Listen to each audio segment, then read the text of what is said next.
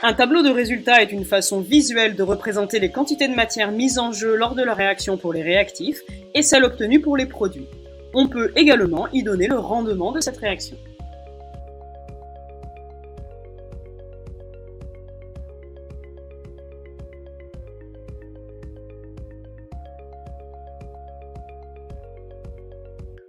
Pour remplir votre tableau de résultats, vous aurez besoin de votre mode opératoire.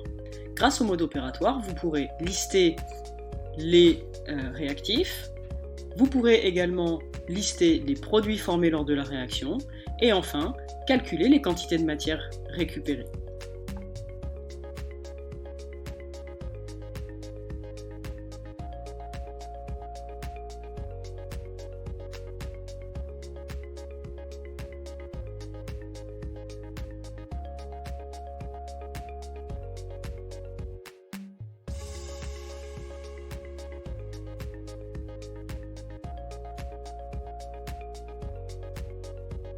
Maintenant que nous avons lu le mode opératoire, nous allons pouvoir lister les produits et les réactifs, en orange les réactifs et en violet les produits. Une fois cela fait, nous allons pouvoir mettre les quantités de matière en millimoles.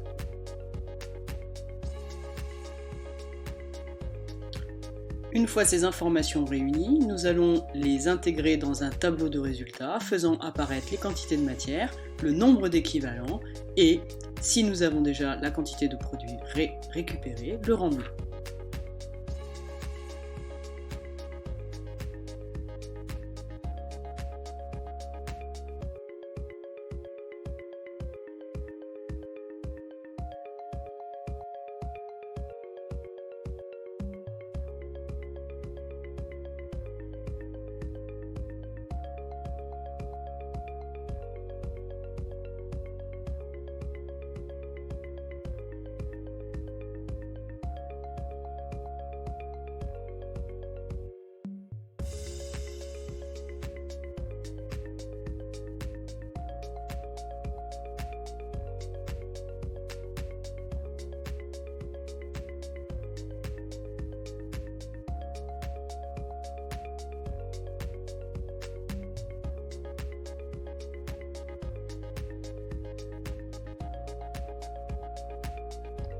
On ne calcule pas de nombre d'équivalents pour le produit, mais nous calculons son rendement.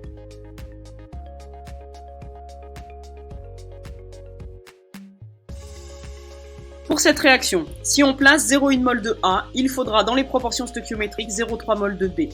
Inversement, si on place 0,2 mol de B, il nous faudra 0,067 mol de A. Une réaction totale formera dans le premier cas 0,1 mol de C et dans le deuxième cas 0,067 mol. Dans cette réaction, nous avons choisi de mettre en jeu 0,1 mol de A et 0,2 mol de B. Dans les proportions stoichiométriques, il aurait donc fallu placer 0,067 mol de A. A est donc en excès et B est le réactif limitant.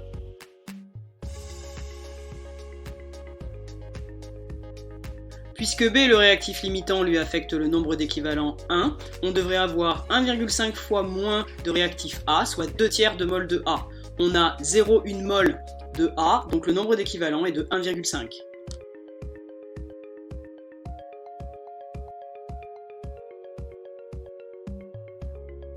Puisque C est un produit, on va calculer son rendement. Pour cela, on va tenir compte des nombres stoichiométriques de la réaction et calculer la quantité de matière maximale de ce composé C. Le rapport entre ce que l'on aura obtenu expérimentalement et cette quantité de matière nous donnera le rendement de la réaction. Appliquons le calcul du rendement à la réaction précédente. Imaginons que l'on ait 0,023 mol de C en fin de réaction. Nous en aurions eu 0,067 mol au maximum, ce qui donne un rendement de 34%.